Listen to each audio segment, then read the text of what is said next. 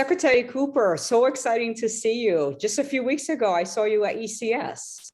Yes, sure was. It was last week and it has gone by so quickly, and I'm back right in the throes of the work here in Alabama. There's no time to breathe. We have to just None. go into the next issue. There's a lot of work to do in public education and in your area of early childhood. There's a lot of work nationally still to do. Absolutely. Yes. I mean, and we just need to continue to push the needle so that we continue to expand this work and provide more opportunities for children to participate in these early learning programs. Well, I know you've been in your seat as Secretary of Early Childhood in Alabama for the last 2 years. And certainly you have a deep bench of experience, and folks around you have been dedicated to early childhood in Alabama. But I'd love to start with just your story about your appointment and how that came about. Yes, I had served in other roles supporting Governor Ivey's Strong Start, Strong Finish education initiative for birth through grade 12 with her governor's Office of Education and Workforce Transformation. I'd also led her campaign for grade level reading work, served as the Computer Science Advisory Council for the Computer Science Initiative, as well as the STEM Council. And so in 2020, Governor Ivey appointed me as the Secretary of the Department of Early Childhood Education. I was not new to the department. I had served as the Office of School Readiness, which actually implements the first class pre-K program. But this calling certainly has afforded me an opportunity to continue to move forward this great work that was started in Alabama years ago. So the appointment by Governor Ivey to your secretary level role really caught my attention, because not all states have a role at the state level that's focused on early childhood. That's a secretary level position. When did that happen in Alabama? That is correct. And actually, we had a name change, and the department was the Department of Children Affairs in 1999. But in 2015, the department was renamed as the Alabama Department of Early Childhood Education, and the role of the commissioner became a secretary role that was an appointment by the governor, and a cabinet level position that would really elevate this work and allow us to really strengthen a goal that we had set to expand the first class pre-K program in our state. And the work of early childhood, for me, is just so personally important because I see it as a significant equity issue. And would love your take on that perspective of early childhood being part of a larger equity agenda. It absolutely is an equity agenda, and we have made it very clear throughout this work in our state that we would continue to advance early childhood, and that we would make sure that this program was offered to children who were disadvantaged, as well as children who are in advantaged situations. But in the realm of equity, it's very important that we bring this opportunity to children at the earliest ages possible, because we know that when they have these high quality early learning experiences, that work that we pour into them in those early years continues to expand, and we continue to grow upon that work. And we can't close these gaps if we don't have these opportunities to work with our children at the very earliest stages possible. So we give them a fair advantage. We give them an opportunity to be successful when we bring them into these pre-K classrooms and give them an opportunity to work with teachers and grow with them so that when they enter our K-12 systems, they're ready to be successful. And certainly there's an equity side in terms of women coming back into the workforce. We hear all of the national conversation about the impact in certain states. Certainly in my home state of Hawaii, there's been a delay of women going back into the workforce that's become very evident because of lack of access to quality, safe, childcare, and also access to quality pre-K programming. And so there's also a gender equity side to this. I totally agree with you, Dr. K, that there is definitely an equity side to it. We know that the gaps have widened academically for children and economically for families as they have experienced this pandemic. And as we're coming out of it, we still continue to see those gaps widening even more. We know that the pandemic created financial crisis for families, and many have to make some really tough decisions about whether or not they're going to stay home in order to be able to take care of their children, or in some cases take lower paying jobs so that they can have more flexibility to take care of children. And unfortunately, oftentimes this burden and this work falls on the backs of women, because usually they're the primary caretaker for children. And so they have to make unfair decisions about, will I be able to work, or must I stay home to take care of my child? Or in some cases, that's extremely concerning, is sometimes they have to make decisions about whether or not they're going to put their child into a setting that might not be the best setting for a child to continue that care and early education. So I do feel that women are unfairly impacted by things such as what we've recently experienced, and it does create equity challenges for them. And this is why the work in Alabama really stands out. And I know you are a one of about 5 states that's really leading the nation in terms of really focusing on early childhood through intentional policy structures that have allowed you to increase the number of pre-K seats over time. I looked at your data from 2005. You were meeting about 2% of demand, about $3 million or just over $3 million put into early childhood education. And when I look at your data this year, you're meeting well over 40% of the demand, almost 50% of demand, and you have hundreds of millions of dollars going into this work. Tell me how that happened and what was behind that. Yes, well, that definitely happened because we had a very specific goal that we wanted to expand pre-K and access in Alabama. And so as you have indicated, we implemented a program that in 2005 only served 2% of our population. That cost us roughly $3 million. As you've indicated, this year we will spend over $152 million on our first class pre-K program. This work happened because, again, we had a vision, we had leadership, and we had a very clear goal about what we wanted to do with regard to expanding our pre-K program.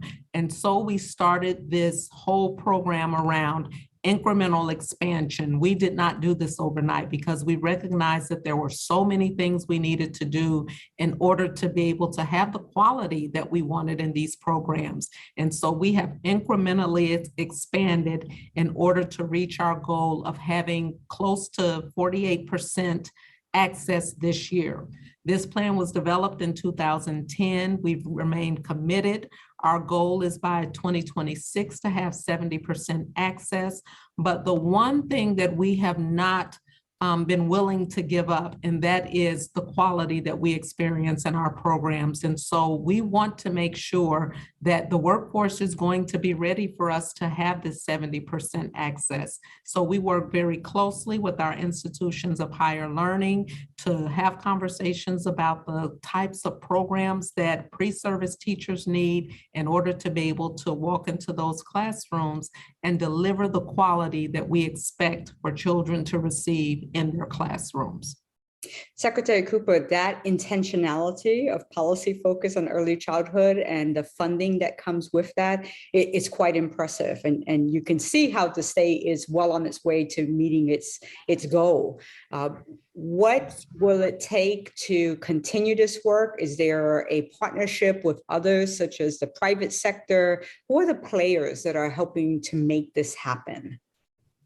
Yes, it is very important that as we continue this work, that we are being intentional in that outreach. We are out in the field. We go and we seek opportunities to have those conversations with the private sector, because as you can imagine, as we continue to grow, our programs are needed in all of the delivery types. So we're having those conversations with faith-based organizations and businesses and private organizations and community-based organizations like YMCAs and YWCAs, universities, as well as Head Starts, because this truly is going to take an all hands on deck approach. Everyone must be committed to this opportunity that we have in our states to continue to grow pre-K. Everyone must recognize that this goal ultimately helps our economy. I mean, investing in your youngest citizens gives us an opportunity to become very confident that these children are going to continue into a K-12 setting and on into post-secondary and ultimately become the types of leaders that we need for tomorrow and citizens that we need to be able to meet the demand of the workforce and industries that are coming to our state. So it's absolutely critical that everyone is working together to fulfill the need and demand for these opportunities for our earliest, youngest learners. And the state of Alabama has been at this for a while. And so having a sustained initiative like this that really impacts families and impacts our youngest learners in the state of Alabama, certainly at this point has outcomes that you're able to measure and see and help to continue to build that support for that momentum towards that goal that you have of 70% or more. And so what are those early, they're not so early, but what are some of those outcomes that you're seeing now that really helps to make the case that this is a policy agenda that makes sense? Yes, and that is something that we have an opportunity to continue to push annually. When we're entering into our legislative session, we are meeting with our legislators and we're sharing with them data that demonstrates that what children are receiving in our first-class pre-K classrooms is making a difference. We have data that shows that children who participate in the Alabama first-class pre-K program are more likely to be proficient in reading and math. They're less likely to have disciplinary challenges, less likely to need special ed or be chronically absent from school. We have a study that was actually done on some of our earlier classrooms where children have moved on into the middle school years, and we're demonstrating that those children are still continuing with those gains. So long-term, we know that an investment in early learning has a very positive impact on children and that the data is there to support it. And the more we pour into these programs, the more data we'll be able to demonstrate that as greater numbers are provided this opportunity, then we'll have greater success with regard to how children continue to achieve academically throughout their educational career. That's very compelling data, and it really helps with the work moving forward for you as a person leading this right now. And I'd love to hear, why you're so passionate about this. Why do you choose at this point of your wealth of a career to do this work in early childhood?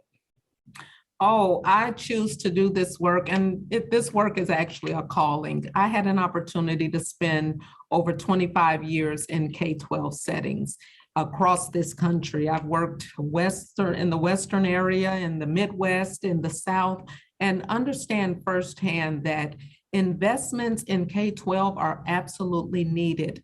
But the work that I've been able to do here in early childhood has really shown me that this is where we get the big bang for the buck.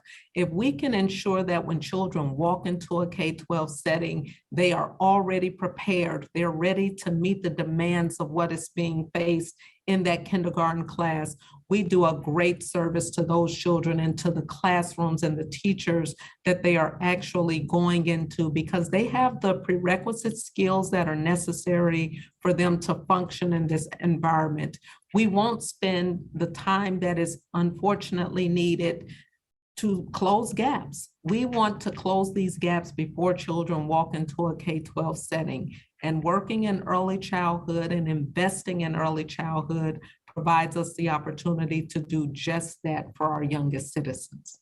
Secretary Cooper, very well said. Who wants to spend 12 years trying to mitigate these gaps in learning because we didn't invest early enough when children are ready cognitively to learn at this level, to start developing their vocabulary, their engagement skills, their love of learning. It just is a win-win all around to invest in early childhood education. Absolutely. So there are states that are not moving at the pace of Alabama and don't have that kind of history. And we have a number of states who have your outcome numbers from 2005. So you're well ahead of many states, policy-wise, outcome-wise, investment-wise. What would you advise those states? What would you share with them to have them kind of change their mindset around thinking about early childhood investment? I would certainly encourage them to prioritize investments in early childhood education because we know and data supports that it makes a difference. And when they are actually ready to move forward, I would encourage them to identify and stick with a goal. As I have shared, we have incrementally expanding our program, and this has allowed us to continue to have the high quality in which the program was established upon.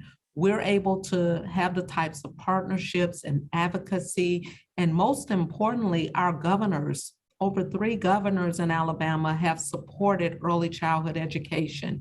Our legislators recognize this as a bipartisan issue, and so everyone comes to the table recognizing that this is absolutely making an investment in early childhood education for Alabama children makes a difference. And having that type of collaboration helps us continue to be able to move the program forward. We also make sure that we have the supports for the educators. It's been critical that we have those coaches and those monitors who can go into those classrooms and provide that one-on-one job embedded support for our teachers. The real work is happening in the classrooms, and so we must have those investments that allow us to lift up the teaching profession, provide them with the pay they deserve. Our teachers receive pay parity, and provide that ongoing support that allows us to continue to grow this program so that we can realize that goal, which is 70% by 2026. I know and would like to congratulate you on and thank you for serving on the board, the NIAC board. That's an important national board that has really elevated the expectations, the standards and the outcomes in early childhood education. So thank you for serving on that board. I'd love to hear what your vision is for yourself moving forward. What can we expect of Secretary Cooper in the next few years? Well, I would say my vision is that we just continue to grow the work that we have done here in Alabama. I want for Alabama's children what I want for my own children and what I want for my own grandchildren. Every child should have an opportunity to participate in a high quality early learning experience. I know firsthand the benefits, had an opportunity to participate in Head Start as a young child myself and know that it made a difference for me. I want that for the children in Alabama and want us to continue to be able to provide these opportunities so that, again, these children who are going to be our leaders in the future are afforded these early learning opportunities that absolutely will make a difference in their lives. Secretary Cooper, I thank you for the time you shared with me. Your vision for Alabama is really a vision we should collectively have for our nation's children across states, across all of our territories. Our children deserve to be invested in early and deserve to go into school ready to learn. And I thank you for the tremendous work you and your predecessors have done in the great state of Alabama and your commitment not only to our children, but to all children across the nation with your national work as well. Thank you for this opportunity, and I look forward to continuing a conversation with you as well. Thank you.